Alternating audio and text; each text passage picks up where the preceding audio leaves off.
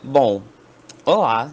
Eu e meu grupo nós vamos falar um pouco sobre a produção de biodiesel a partir de sebo bovino como matéria-prima e em meio supercrítico, sendo esse meio a tecnologia usada para aceleração da reação. O grupo é composto por mim, Paulo Thierry, pelo Álvaro Pedro, da turma da Júlia, e pela Luísa Nazaré, da turma da Ana Mel. Mas, primeiramente, o que é o biodiesel? Bom, o biodiesel ele é um combustível biodegradável que, além de ser oriundo de fontes renováveis, ele também é muito pouco poluente ao ambiente.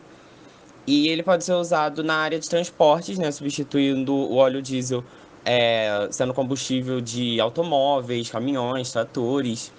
Mas também pode ser usado na geração de calor e de eletricidade. No Brasil, na primeira década desse século, entre os anos 2000 e 2010, tem começado a se introduzir o biodiesel como fonte na matriz energética nacional.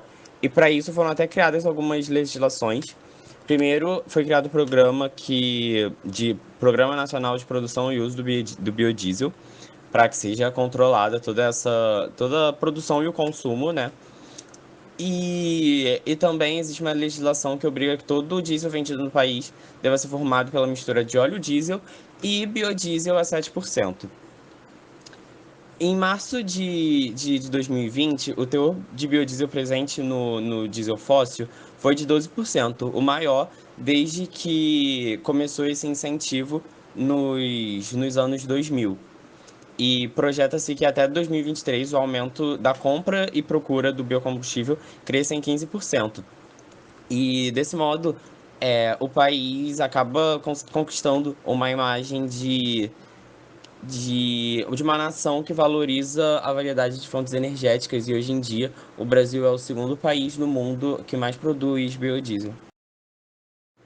E diminuindo um pouco essa escala, tornando ela mais estadual, o Mato Grosso e o Rio Grande do Sul são os estados brasileiros que mais se destacam na produção de biodiesel e nos que mais possuem indústrias para essa produção. O Mato Grosso possui 17 indústrias, enquanto o Rio Grande do Sul produz 9, são os recordistas no país. E os empresários gaúchos, no primeiro semestre desse ano de 2020, lucraram 2,4 bilhões de reais, de acordo com a União Brasileira do Biodiesel. E ano passado, esse setor químico teria movimentado 4,6 bilhões no estado, de acordo com a Secretaria Estadual da Fazenda, né, do Rio Grande do Sul. E que a geração de biodiesel no sul é tão grande que uma parte é levada para o sudeste para que seja usada aqui no sudeste. Existe até o pensamento de começar a se exportar. Apesar dos empresários verem alguns desafios pela frente, é uma vontade que se existe e, dependendo, já pode até acontecer em pequena escala. Claramente, existem muitas vantagens em relação ao uso e à produção do biodiesel. É, Algumas já foram citadas, mas nós vamos fortalecer agora. Mas também existem algumas desvantagens e algumas características que não ficam em comparação com outros combustíveis, não o torna tão benéfico. Algumas vantagens a ser citadas é o baixo risco de explosão que o combustível possui, a facilidade de armazenamento e transporte em relação às outras fontes de combustível, a redução de poluição atmosférica, como eu já citei, a produção de biodiesel não emite tantos gases poluentes como a produção de outros combustíveis. O biodiesel possui características que aumentam o tempo de vida útil dos motores, ajudam. Então, em comparação com outro combustível, um motor que usa biodiesel teria tempo de vida útil maior e o seu custo é inferior ao do petróleo. Porém, uma das desvantagens é que esse custo também é mais caro que o diesel, ou seja, numa comparação entre o diesel, o biodiesel e o biodiesel fica ali no meio. Outra desvantagem é que a produção de energia é mais baixa quando comparado a outros combustíveis e a sua produção causa desmatamento, porque o biodiesel ele é produzido através de fontes vegetais ou animais. E algumas dessas fontes são óleos extraídos de espécies de plantas.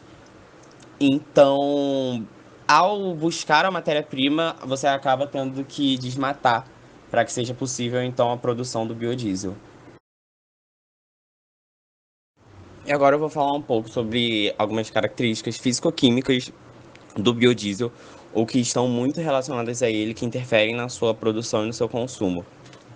A primeira é a viscosidade. A viscosidade é uma relação entre tensão de cisalhamento e a taxa de deformação. E no biodiesel, ela também varia inversamente proporcional à temperatura, ou seja, quanto maior a temperatura da sua produção, menor é a viscosidade do combustível. E como essa viscosidade também indica resistência do fluido ao escoamento, o controle dela é fundamental para que seja garantida um funcionamento correto dos sistemas de motores. A próxima é a densidade, né, que diz respeito. É uma razão entre a massa e o volume do fluido, então está muito relacionada a que forma a matéria está organizada num corpo. E a densidade de biodiesel é maior que a do óleo diesel, tende a ser de 0,88 gramas por centímetro cúbico. E só que é importante se atentar ao fato de que em que alguns motores há uma alimentação constante para cada operação que seja necessário biodiesel. Então acaba variando assim o volume, a massa e muitas vezes a sua densidade também. E valores de densidade do biodiesel acima das faixas de regulagem podem levar a uma mistura com o ar, aumentando a emissão de poluentes. A próxima é o número de cetano, e esse número de cetano é uma escala que descreve a qualidade de ignição do diesel mineral e de seus componentes. E ele está relacionado com o tempo entre a injeção do combustível e início da combustão. O número de cetano decresce com o aumento da insaturação e se eleva com o aumento do comprimento da cadeia do composto. Também devemos ficar atentos ao número de cetano quando estamos em operações usando biodiesel, porque se ele for muito alto, a combustão acontece antes do necessário. E se ele for muito baixo, podem ocorrer algumas falhas no funcionamento do motor. O ponto de fulgor também é a menor temperatura necessária para que um líquido propague chama. Então, e no caso do o ponto de fulgor do biodiesel, sem a presença de metanol e etanol, né, é superior à temperatura ambiente, o que mostra que o combustível não é inflamável nas condições normais de transporte, manuseio e armazenamento. Por isso que ele é seguro nesse sentido. Por isso que, quando eu estava falando das vantagens, eu falei que ele era melhor para o transporte, para o armazenamento, porque em temperatura ambiente ele não vai começar a propagar chama, sabe? As próximas duas propriedades estão muito conectadas, que é o ponto de fluidez e o ponto de névoa. O ponto de fluidez é a temperatura mais baixa em que o líquido escoa livremente. E o ponto de fluidez do biodiesel é alto, porque ele possui uma quantidade de ácidos graxos saturados presentes em sua composição, que causam essa necessidade de uma temperatura mais alta para que ele consiga escoar livremente. E uma forma de resolver esse problema é misturando com óleo diesel, né? E, e aí, então, essa temperatura baixa provoca a formação de cristais. E conforme esses cristais vão se formando, a temperatura, eles vão se formando e ficando visíveis, a temperatura vai diminuindo. E então, que se alcança o ponto de névoa, que é quando eles de fato se tornam visíveis.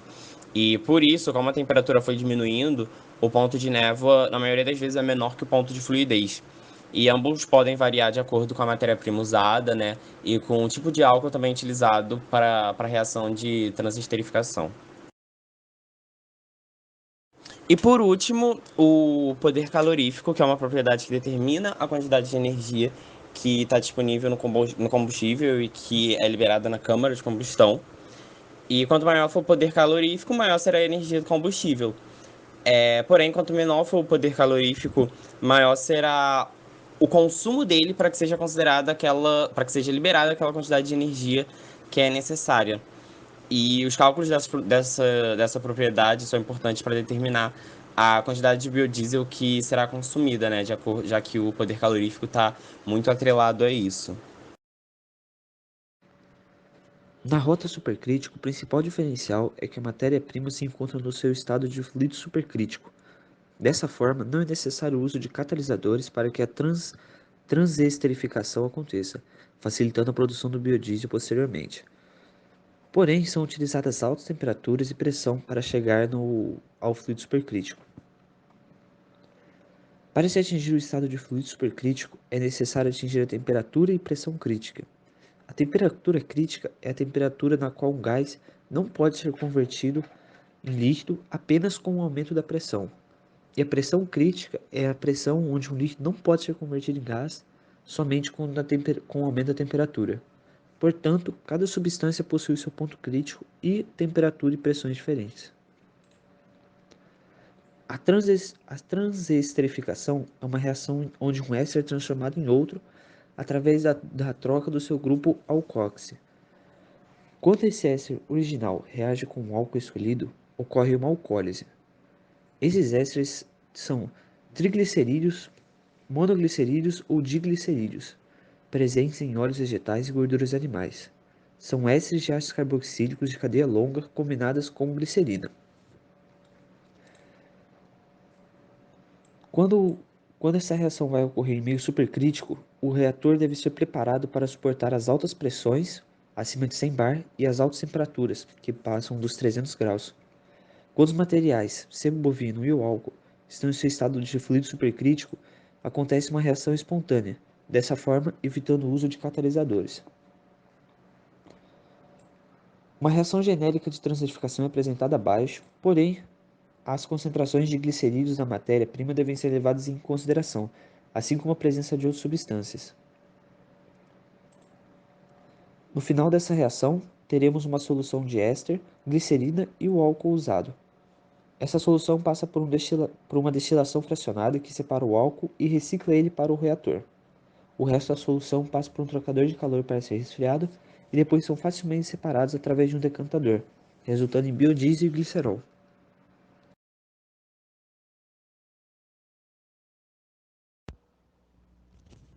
Falando agora sobre matérias-primas, o nosso trabalho escolheu o sebo bovino para servir de matéria-prima para a obtenção do biodiesel. Bom, sabe-se que o diesel até então era de fonte não renovável, fonte fóssil, e devido ao esgotamento das reservas de petróleo, juntamente com a alta demanda de energia, as indústrias começam a pensar na necessidade de utilizar outros tipos de combustíveis. E dentre esses combustíveis entram os combustíveis fontes renováveis, que a gente tem aí uma grande visão para o biodiesel. O biodiesel ele pode ser obtido por vários tipos de matérias-primas, sendo a mais utilizada a soja. Porém, o nosso presente trabalho tem o intuito de trazer uma alternativa à soja, sendo utilizado o sebo bovino como matéria-prima e mostrar as vantagens e desvantagens dos mesmos.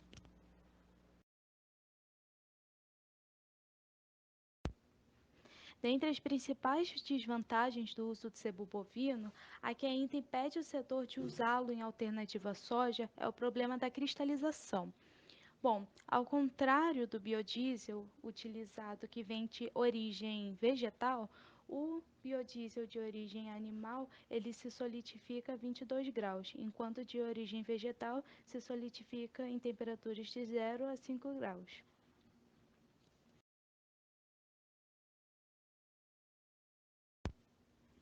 Dentre as vantagens do uso do sebo bovino, podemos destacar a maior viabilidade econômica, uma vez que ele tem menor custo de produção, o alto valor calorífico, o alto número de cetanos e o aumento da estabilidade à oxidação pela maior resistência. Quanto aos cetanos, o número de cetanos mede a qualidade de ignição, ou seja, é a capacidade do combustível de produzir faíscas e, consequentemente, comburir. Caso o índice seja baixo, irá acarretar na formação de depósitos e desgastes nos pistões do motor.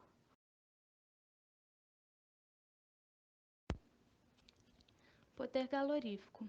Quanto maior for o poder calorífico, menor será o consumo de combustível para que se possa atingir a potência desejada. Sendo assim, o biodiesel advindo do sebo bovino é mais rentável quando comparado com o de origem vegetal. Todavia, por apresentar alta quantidade de ácidos graxos saturados, o ponto de entupimento de filtro a frio neste combustível é mais alto, que acarreta no problema de cristalização que já foi abordado. Para a resolução desse problema, o biodiesel de sebo bovino deve ser misturado a óleos vegetais, fazendo com que cerca de 10 graus sejam diminuídos no seu ponto de entupimento, que é igual a 19 graus, sendo assim passa a ser 9 graus.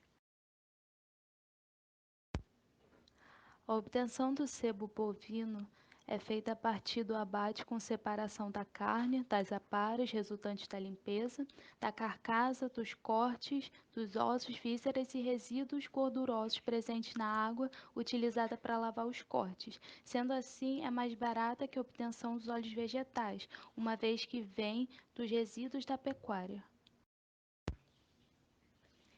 Esses resíduos abastecem digestores de batelada ou contínuos que possuem agitadores e válvulas que retiram a umidade do material por meio de aquecimento sob pressão de vapor.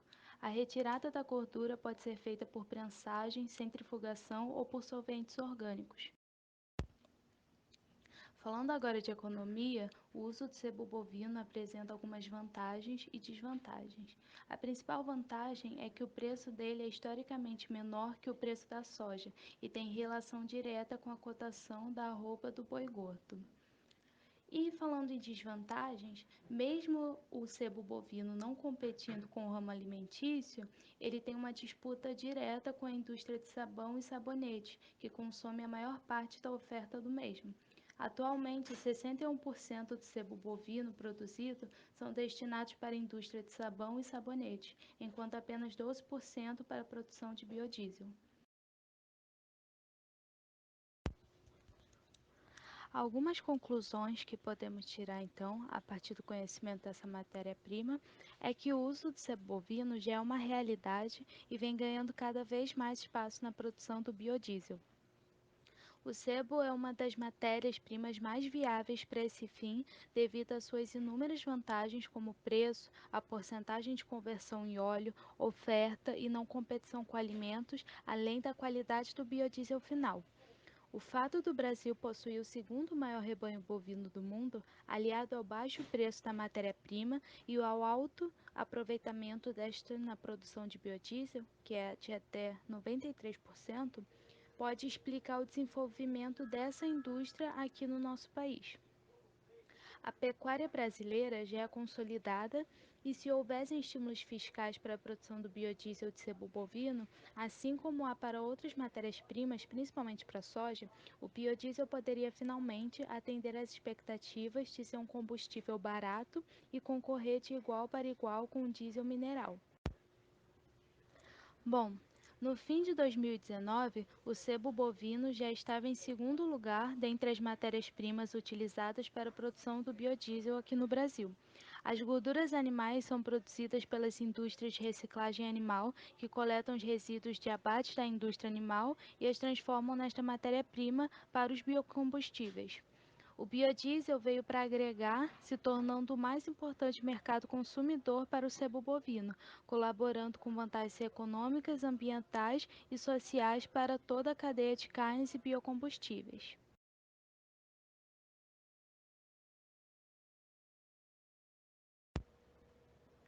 Concluo essa parte de matérias-primas com a frase de Lucas Cipriano, da Associação Brasileira de Reciclagem Animal, ABRA. Ele disse: "O que era resíduo e passivo ambiental passou a gerar energia limpa que substitui o fóssil com todas as externalidades positivas atreladas." Agora a gente vai falar sobre o fluxograma do nosso processo, né, da reação de produção do biodiesel por sebo bovino em meio supercrítico. É misturada, né, a gordura de sebo bovino com o etanol, e essa mistura reage, realizando uma reação de transesterificação, gerando uma mistura de biodiesel e glicerol. No nosso lado esquerdo está o fluxograma e, bom, nós nos baseamos no dado de que no ano de 2009 foram produzidos 595 metros cúbicos de biodiesel a partir do sebo bovino. Nós então fizemos um cálculo hipotético considerando uma média mensal e considerando que essa operação era realizada 3 vezes a um dia e considerando 20 dias úteis ao mês, só para ficar um pouco próximo, entre aspas, da realidade, mas não ficou tanto assim. Enfim, estariam entrando no processo 921,720 toneladas de gordura de sebo bovino e 736,659 toneladas de etanol. Eles são misturados e depois bombeados a um aquecedor. E quando eles vão realizar a reação de transesterificação, o etanol é o reagente em excesso. Na verdade, ele está em um excesso bem grande em relação ao, ao sebo bovino. Ele está numa proporção molar de 15:1. E isso acontece, e é necessário que isso aconteça para que o equilíbrio da reação esteja indo da esquerda para a direita. Então, que seja produzido o biodiesel e o glicerol, porque a transesterificação é uma daquelas reações como se fosse, entre aspas, de mão dupla. Então, para manter um equilíbrio certo, existe esse excesso bem absurdo de etanol. Ao final, em um flash, nós não conseguimos obter informações concretas de quanto de reagente saía junto com o produto, então nós entendemos que preferimos considerar que era um valor desconsiderável, então estamos considerando algo bem não muito dentro da realidade, porém, mas que para que facilitasse os nossos cálculos.